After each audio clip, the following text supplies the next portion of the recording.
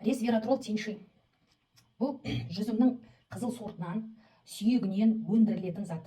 Енді бұның тарихына келетін болсақ, дүние жүзі бойынша жүрек қан тамыр ауруларынан смертность бірінші орында.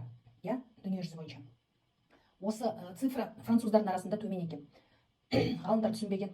Американдықтарда жоғары, ағылшындықтарда жоғары, неге француздарда төмен? Хотя образ жизни, питание бәрі жаңағы бір-біріне ұқсайды деп, Содан осы жүзімнің қызыл сортынан сүйегінен ресвератрол деген затты өндіріп, оның қасиетін зерттеген кезде барып түсінген ғой француздардың долгожитель екендері. Себебі олар, мысалы ағылшындар виски ішкен жақсы көреді, американдықтар пиво ішкен жақсы көреді.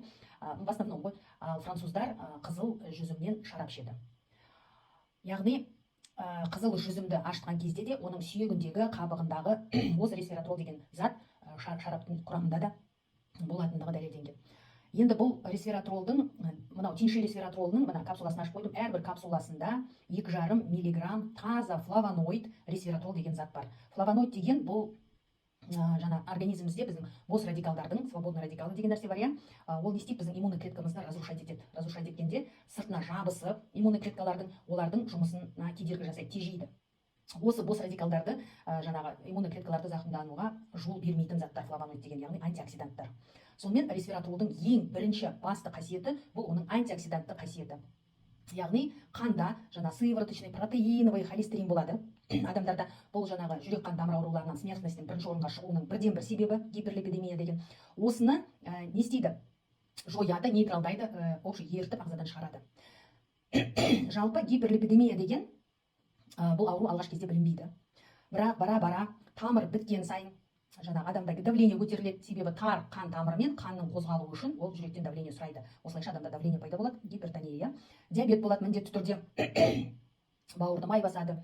Май басқан бауыр бара-бара циррозға айналады. Сосын жаңағы панкреатит, яғни ұйқы безінің жұмысының нашарлауы. Енді бұл ресвератролдың басқа да қасиеттеріне тоқталатын болсақ, антибиотикалық, антибактериалдық қасиет, яғни қабынуға қарсы жұмыс жасайды. Бұл да оның антиоксиданттық қасиетімен түсіндіріледі.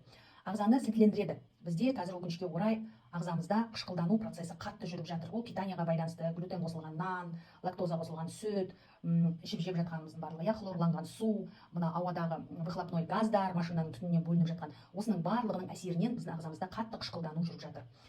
Бұл ресвератролды ішкен кезде қан сілтіленеді.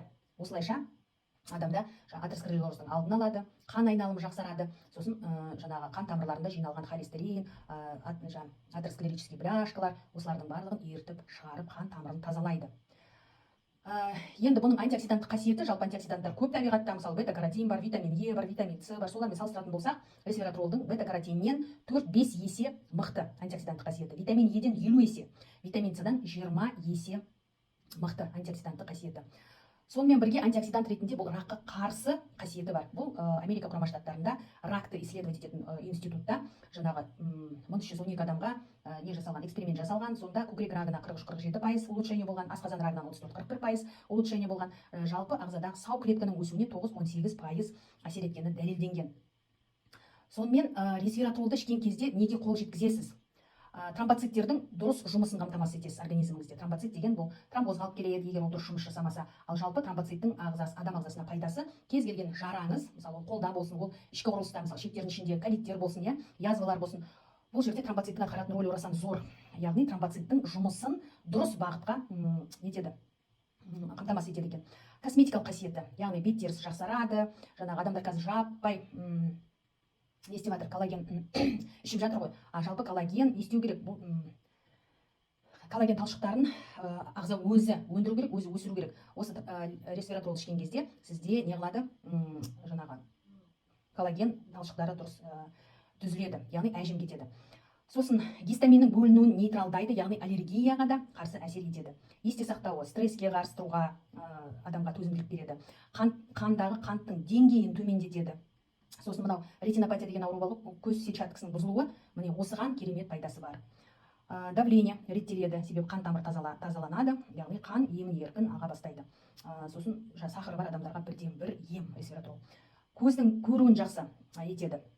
Себебі көздің көруінің нашарлауы да көзге баратын майда капиллярлардың қою қанға, холестерин бляшкаға бітіп қалуымен түсіндіріледі, генный структураға әсер етеді. Мысалы, тұқым қуалайтын ауруы бар. ата-аналар балдарына ресвератролды беретін болса, өздеріндегі тұқым қуалайтын ауруларын өзгеріске ұшырата алады. Яғни ресвератролдың бұл да ғылыми дәлелденген қасиеті. Сосын постковидный состояние, жалпы ковид кезінде осы именно қызыл жүзімді көбірек жеуге кеңес берілген, себебі оның құрамында осы ресвератролдың барымен түсіндіріледі. Міне осындай керемет қасиеттерімен ресвератрол ерекшеленеді және бағасы да сәйкесінше 25 мың теңге тұрады.